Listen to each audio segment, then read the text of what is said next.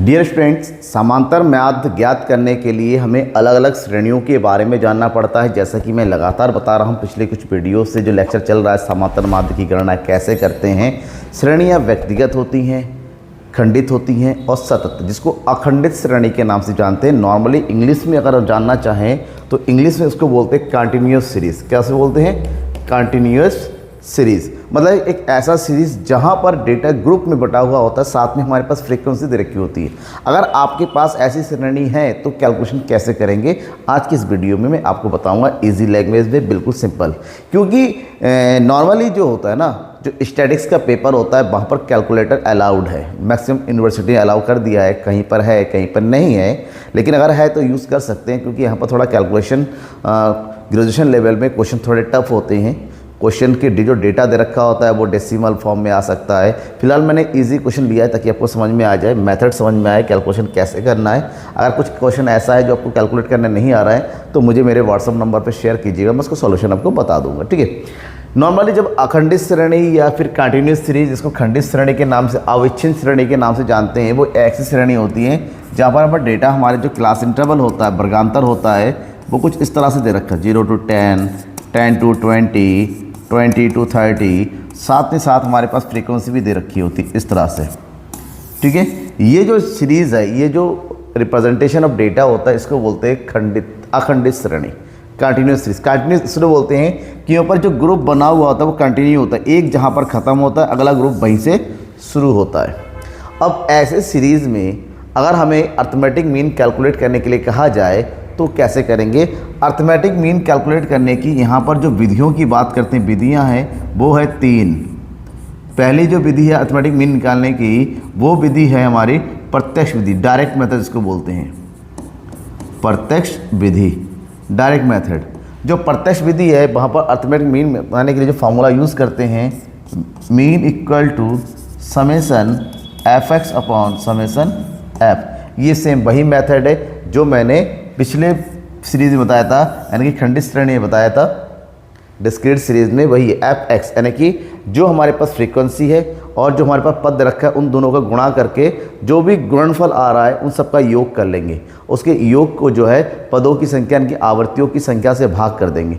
अब क्वेश्चन में हमारे पास x गिवन नहीं होता है, क्लास इंटरवल दे रखा होता है। खंडित श्रेणी में यहाँ पर हमें x निकालना पड़ेगा, क्योंकि यहाँ पर जो x होता है, ये जो x है नॉर्मली हमारा क्या होता है, ये मध्यमूल होता है। किसका मध्यमूल? वर्गांतर का ci का। और मध्यमूल निकालने के लिए फार्मूला अप्लाई किया जाता है यहाँ पर कि जो लोअर, जो न्यूनतम पद होता है, न्यूनतम और अधिकतम को जोड़ के उसको भाग किया जाता है 2 से। इस फार्मूला का यूज़ करते हैं तब जाके हमें मध्यमूल प्राप्त होता है। कैसे करेंगे मैं भी करके बताऊंगा। दूसरी जो विधि है सेकंड, इसको बोलते हैं हम क्या चीज़? सेकंड मेथड, जिसको बोलते हैं लघु विधि, या फिर दूसरा नाम है इसका कल्पित माध्य विधि। कल्पित माध्य विधि इंग्लिश में बोलते हैं इसको एज्यूम्ड मीन मेथड और शॉर्टकट मेथड। ठीक है, ध्यान रखना, नाम ध्यान रखना जरूरी है क्योंकि कंफ्यूज नहीं होना चाहिए। तो यहाँ पर फॉर्मूला यूज़ करते हैं हम कौन सा? मीन इक्वल टू ए। ये है कल्पित माध्य, जैसा कि मैंने कल की क्लास में बताया था। नहीं देखा होगा, डिस्क्रिप्शन में लिख दे रखा है, पूरी प्लेलिस्ट का वहाँ से देख सकते हैं। ए मतलब कल्पित माध्य plus summation F D X upon summation F. यहाँ पर जो डी होता है वो कैसे निकालते हैं? Deviation of items minus assumed mean. ठीक है, एक्स माइनस ए कर देते हैं। इसके बाद जो तीसरी विधि का प्रयोग करते हैं, जिसको बोलते हैं पद विचलन विधि, स्टेप डेविएशन मेथड। पद विचलन विधि, स्टेप डेविएशन मेथड।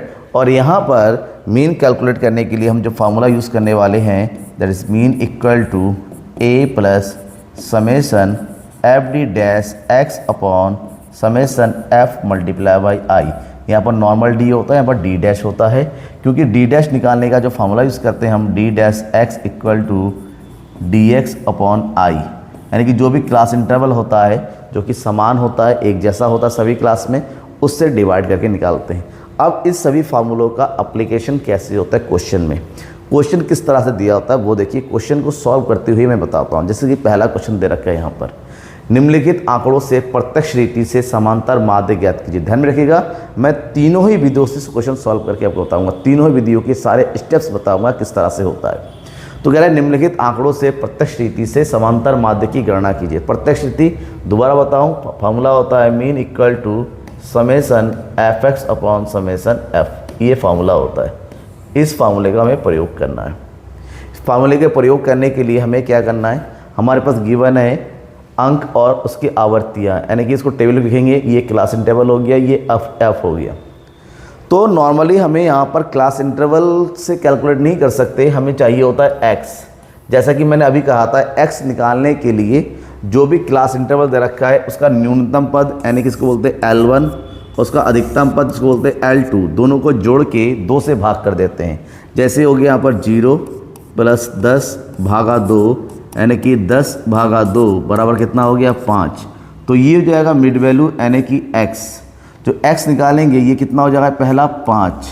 सब में क्लास इंटरवल कितने का है, 10-10 का। बार बार कैलकुलेट ना करते हुए अगर यहाँ पर 10 का इंटरवल है तो मध्य मूल्य में भी 10 का ही अंतर होगा। तो 5 में 10 जोड़ देंगे हो गया 15, 15 में 10 जोड़ देंगे हो जाएगा 25। लेकिन ये तभी होगा जब इन सब में एक समान इंटरवल हो।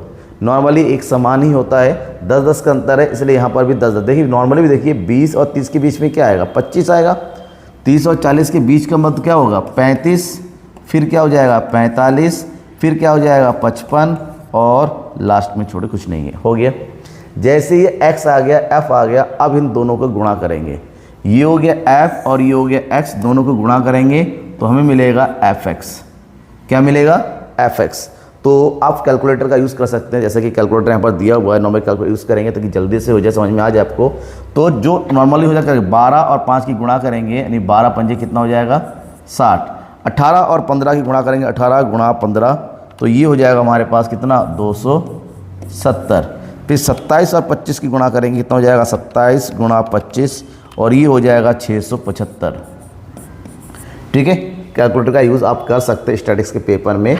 फिर हो गया 20 और 35 गुणा कर देंगे, ये हो जाएगा 700। 45 और 17, ये हो गया 17 गुणा 45 करेंगे तो ये हो जाएगा 765। ठीक है, फिर बचा 6 गुणा 55 का प्रयोग करेंगे, ये हो जाएगा 330। हो गया, और इन सबका योग करना है, जोड़ देना है। जोड़ेंगे तो हमें मिलेगा समेसन fx।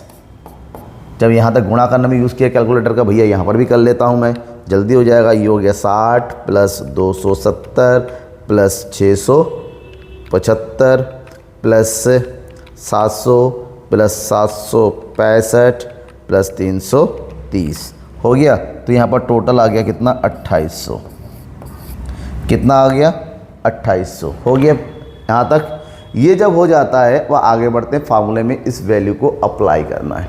टेक्नोलॉजी का ज़माना है, क्योंकि कैलकुलेटर का आविष्कार तो पहले ही हो चुका था। नॉर्मल कैलकुलेशन में बड़े कैलकुलेशन करने के लिए, क्योंकि सांख्यिकी में सूक्ष्म पद आता है। अभी तो ये सुनिए, अभी जब हम प्रमाण विचलन वगैरह चैप्टर पढ़ेंगे, निर्देशांक पढ़ेंगे, वहाँ पर ज़्यादा कैलकुलेटर का यूज़ करना पड़ेगा, क्योंकि डेसिमल में यानी कि दशमलव में संख्या आती है। ये तो नॉर्मल क्वेश्चन लिया था छोटा सा, इसलिए नॉर्मल आ गया। अब यहाँ पर अप्लाई कीजिए, तो ये हो गया मीन बराबर समेसन fx कितना हो गया 2800। कितना हो गया 2800 बट्टे, अब समेसन f कितना होगा। समेसन f निकालने के लिए दिए गए जो फ्रीक्वेंसी आपस में जोड़िए। यहाँ का सिंपल है, क्या अप्लाई यूज़ करें, देखिए 2 8 10 10 7 17 17 7 24 24 और 6 30 30 का सिफर हासिल कितना हो गया 3 4 5 6 7 8 9 और 1 10 कितना हो गया यहाँ पर समेसन f बराबर हो गया 100। तो यहाँ पर हम 100 को रख देंगे। कितना हो गया 100। तो 100 से 2800 को भाग कर देंगे तो आंसर मिलेगा 28। ये हो गया हमारा प्रत्यक्ष विधि से मिलने वाला आंसर। प्रत्यक्ष विधि का आंसर हमारे पास आ गया। ठीक है, समझ में आ गया। देखिए कहीं पर स्टेप्स में अगर आपको लगता है कि कुछ कन्फ्यूज़न है तो कन्फ्यूज़न को कमेंट बॉक्स में पूछिए, और वीडियो समझ में आ रहा है, सारे पॉइंट क्लियर है तो तुरंत शेयर का ऑप्शन दे रखा है ना, वहाँ पर शेयर कर दबाइए, अपने दोस्तों को भी भेज दिए कि भी वीडियो देखो ताकि कॉन्सेप्ट क्लियर हो जाए। ठीक है, अब इसी क्वेश्चन को, सेम क्वेश्चन है, कुछ डिफरेंस नहीं है, सेम क्वेश्चन है, लेकिन क्वेश्चन करने का तरीका अलग है। अब यहाँ पर हम लघु रीति से इस क्वेश्चन को सॉल्व करेंगे। लघु रीति से सॉल्व करने के लिए हमारे पास फार्मूला है mean equal to a plus summation F D X upon summation F. ठीक है, मतलब हमें ए चाहिए। ए का मतलब एज्यूम मीन यानी कि कल्पित माध्य जो कि एक्स से लिया जाता है। यहाँ पर सेम वही है, सबसे पहला काम एक्स निकालेंगे और एफ़ का टोटल करेंगे। तो यहाँ पर एफ़ का टोटल हो जाएगा समेसन एफ, पिछला ही क्वेश्चन है तो कर रखा था हमने 100। अब सबसे पहला है एक्स निकाल लीजिए। एक्स सेम आएगा, दोनों के बीच का 0 और 10 के बीच का जो पद होता है वो होता है 5, फिर हो जाएगा 15, 25, 35, 45 और ये हो गया 55। इसके तुरंत बाद दूसरे स्टेप में निकाला था dx और dx बराबर होता है x माइनस ए। x माइनस ए जो पद होता है गिवन है मध्यमूल, उसमें से हम एज्यूम्ड मीन को माइनस करेंगे और एज्यूम्ड मीन इन्हीं के बीच में से एक होता है। हमने मान लिया 25 है, बेसिकली 25 और 35 दोनों बिट का है, लेकिन कैलकुलेशन को ईजी करने के लिए छोटा वाला पद एज्यूम करते हैं दोनों में से। मान लीजिए बीच में 2 आ रहे लगा, किसको ले? संख्या होती दिक्कत होती है, जो छोटा वाला होता है ना कि पहले वाला होता है उसको ले लीजिए, कोई दिक्कत नहीं होगी। ठीक है, अब 25 हो गया, ये माइनस करेंगे, 5 में से 25 को माइनस कर देंगे तो बचेगा 20, वो भी माइनस का। 15 में से 25 माइनस कर देंगे, माइनस का 10, यहाँ पर हो जाएगा 0। ठीक है, ठीक है।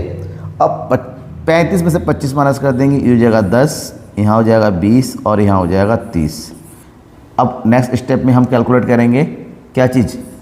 एफ डी एक्स, ये हो गया एफ और ये डी एक्स। हमारे पास यहाँ पर कैलकुलेशन ईजी हो जाता है इस मेथड से। पिछले मेथड से हमने एफ और एक्स का कैलकुलेशन किया था, इसीलिए हमें कैलकुलेटर की ज़रूरत पड़ी। अब देखिए यहाँ पर ज़रूरत नहीं पड़ेगी।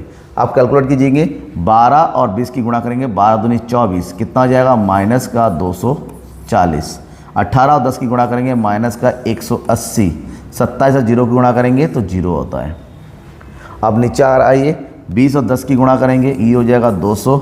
17 और 20 की गुणा करेंगे, ये हो जाएगा 340। 17 दूनी 34, 6 और 30 की गुणा करेंगे, ये हो गया 180।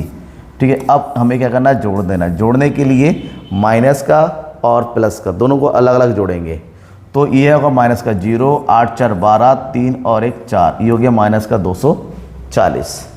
ठीक है, नीचे आते हैं, 0 8 4 12, 3 2 5 6 और 1 7, ये हो गया 720। अभी एक प्लस का है और एक माइनस का है, तो प्लस माइनस माइनस होता है, तो प्लस माइनस माइनस करेंगे तो हमारे पास आएगा समेसन एफ डी एक्स। 720 में से 420 को माइनस कर देंगे, कितना जाएगा? 300। हो गया। जो भी वैल्यू यहाँ पर हमने लिखा है उसको यहाँ पर लिख देंगे। हमारे पास क्या क्या आ गया है देखिए, हमने सबसे पहले तो एज्यूम किया था ए बराबर हो गया 25। फिर हमारे पास समेसन एफ डी एक्स बराबर कितना हो गया? 300। और समेसन एफ कितना आया? हमने पहले ही जोड़ के रखा हुआ है, समेसन एफ ये हो गया 100। इन सभी वैल्यूज़ को ऊपर दिए गए फार्मूला में अप्लाई करना है। फार्मूले में अप्लाई करेंगे तो ये हो गया मीन यानी कि माध्य बराबर ए यानी कि 25 प्लस एफ डी एक्स यानी कि 300 बट्टे समेसन एफ यानी कि 100 हो गया। इतना तो मैथमेटिक्स आपको आना ही चाहिए, नहीं आता तो बताइएगा, कोशिश करेंगे आपको मैथमेटिक्स करके सिखाने की, मैथ जोड़ घटा गुणा सिखाने की। अगर इसको नहीं आता है तो 100 से 3 को भाग कर देंगे, 3 को आ गया 3 और ये हो गया 25 प्लस 3, दोनों को जोड़ देंगे तो हमारे पास माध्य मूल आ जाएगा कितना? 28। देखिए पिछले क्वेश्चन में जो आंसर आया था यहाँ पर भी सेम वही आया। क्वेश्चन की विधियाँ बदलती हैं लेकिन किसी भी क्वेश्चन का आंसर नहीं बदलता है, चाहे किसी भी विधि से करो आंसर हमेशा एक ही आता है। हाँ हो सकता है बड़े क्वेश्चन में जहाँ पर डेसिमल का वाला क्वेश्चन होता है वहाँ पर डेसिमल में थोड़ा सा फ़र्क आए, लेकिन बहुत ज़्यादा अंतर नहीं होता है। ठीक है, कोई भी दिक्कत हो तो मुझे बताइएगा। इसी क्वेश्चन को हम तीसरी विधि से करेंगे। तीसरी विधि कौन सी विधि है? पद विचलन विधि। पद विचलन विधि का प्रयोग करेंगे तो एक स्टेप हमारा ज़्यादा बढ़ जाएगा। ठीक है, सेम क्वेश्चन लेकिन हमारा मेथड अलग हो जाएगा। मेथड यूज़ करेंगे कौन सा? मीन बराबर A plus summation F D dash X बटे summation F multiply by I. तो यहाँ पर जो डी डैश एक्स है उसको निकालेंगे हम डी एक्स को आई को भाग कर कर। सेम क्वेश्चन ही है, तो यहाँ पर समेसन जो एफ आ गया वो कितना हो गया? समेसन एफ बराबर हो गया 100। ठीक है, हम निकालेंगे पहले एक्स, मध्य मूल है, याद हो गया का अब तक कितना हो जाएगा? ये हो गया 5, ये हो जाएगा 15, 25, 35, 45 और ये हो गया 55। इसके तुरंत बाद हम निकालते हैं dx और dx इक्वल टू होता है x माइनस ए। x माइनस ए। अब हमने सेम वही a मानना है 25 को। अब 25 में से 5 में से 25 को माइनस कर देंगे तो ये हो जाएगा माइनस का 20 माइनस का 10 0। 35 से माइनस कर देंगे, हो गया 10 20 और ये हो गया 30। अब यहाँ से एक स्टेप आगे बढ़ेंगे। अब हमें चाहिए डी डैश एक्स। इसके लिए हम क्या करेंगे, जो डी एक्स है उसको i से भाग कर देंगे। अब i कहाँ मिलेगा, i मिलेगा यहाँ से 0 और 10 के बीच का अंतर। सब में देखिए 10-10 का डिफरेंस है, तो इसका मतलब होता है i जो हो गया कितना हो गया, 10 हो गया। 10 का क्लास इंटरवल है, तो यहाँ पर i बराबर कितना हो गया, 10। ठीक है। जो dx है यानी कि ये माइनस का 20 माइनस 10, उसको 10 से भाग कर देंगे। तो माइनस 20 को 10 से भाग कर देंगे, हो जाएगा माइनस का 2, यहाँ हो जाएगा माइनस का 1 0। 10 को 10 से भाग कर देंगे 1, 20 को भाग करेंगे 2, 30 को भाग कर देंगे, मिलेगा 3। अब देखिए कैलकुलेशन थोड़ा और छोटा हो जाएगा। पहले 0 था, अब 0 भी गायब हो गया। अब हम लास्ट स्टेप में आते हैं और हम कैलकुलेट करेंगे एफ डी डैश एक्स। ये हो गया f और ये हो गया डी डैश एक्स। दोनों को आपस में क्या करेंगे, गुणा करेंगे। तो गुणा करके कितना मिलेगा, 12 और 2 की गुणा करेंगे 24, वो भी माइनस का, क्योंकि 2 माइनस का है। फिर आ जाएगा 18 एकम 18, फिर हो जाएगा 27 और ये हो गया 0, 6 मास समझ लेना। 27 0 का 0, फिर हो जाएगा 20 एकम 20, फिर होगा 17 दूनी 34 और लास्ट में 6 तिया 18। हो गया ना। अब जब इतना हो जाता है आगे के स्टेप भी कर लेते हैं। आगे के स्टेप में क्या होगा, ये दोनों माइनस का जोड़ दो, कितना हो जाएगा, ये हो गया 2 3 और 1 4, माइनस का 42। ये हो जाएगा 3 आइटम, 8 4 12, तो 5 6 और 1 7, 72 और 42 दोनों को आपस में प्लस करेंगे तो प्लस माइनस माइनस, तो आपको मिलेगा यहाँ पर कितना 30। वो भी कितना है, ये हो गया summation F D dash x. जो भी वैल्यूज़ है निकाला है हमने यहाँ पर रख दो। हमने क्या क्या निकाला है, a निकाला है जो कि है 25। हमने summation F D dash x निकाला है, वो आया हमारे पास कितना 30। हमने समेसन f कैलकुलेट कर लिया, वो आया 100। साथ ही साथ i भी निकाल लिया, वो कितना आया 10। सारी वैल्यूज़ है। अब क्या करना है भाई, थोड़ा सा मैथमेटिक्स। जो भी वैल्यू है ऊपर वाले फार्मूले में अप्लाई कीजिए। तो माध्य बराबर हो जाएगा 25 प्लस 30 भागा 100 गुणा 10। ठीक है, करेंगे सॉल्व। 0 से 0 कट गया, 0 से 0 कट गया, ऊपर बचा 3। तो माध्य बराबर हो जाएगा 25 प्लस 3 हो गया। अब 25 और 3 को जोड़े देंगे तो यहाँ कितना आ जाएगा 28 और ये हो गया माध्य, यानी कि ये हमारा आ गया आंसर। ये बिल्कुल ठीक वैसा ही आया जैसा कि पहला आया था। देखिए क्वेश्चन गौर से। अगर आपको लगता है कि कोई स्टेप है जो आपको समझ में नहीं आया है तो कमेंट बॉक्स में तुरंत लिख डालिए। आपका कमेंट जैसे ही मुझे मिलेगा आपको उसका जवाब ज़रूर मिलेगा। ठीक है, क्लियर ना। कोई भी डाउट है तो ज़रूर बताएगा। मैं इंतज़ार करूँगा मैं कि आप कमेंट करें। आपके बेसब्री से इंतज़ार रहता है मुझे हर एक बच्चे का कमेंट। और आपको लगता है कि मुझसे और भी ज़्यादा कुछ मुझे मेरे बारे में जानना है, कुछ और फॉलो करना है किसी तरह के, सोशल मीडिया में आइए। इंस्टा और फेसबुक में भी मेरा अकाउंट है, फॉलो कर सकते हैं। व्हाट्सएप के थ्रू कॉन्टैक्ट कर सकते हैं। सब्सक्राइब तो कर ही लीजिए, दोस्तों को भी शेयर कर दीजिए। Thank you and bye.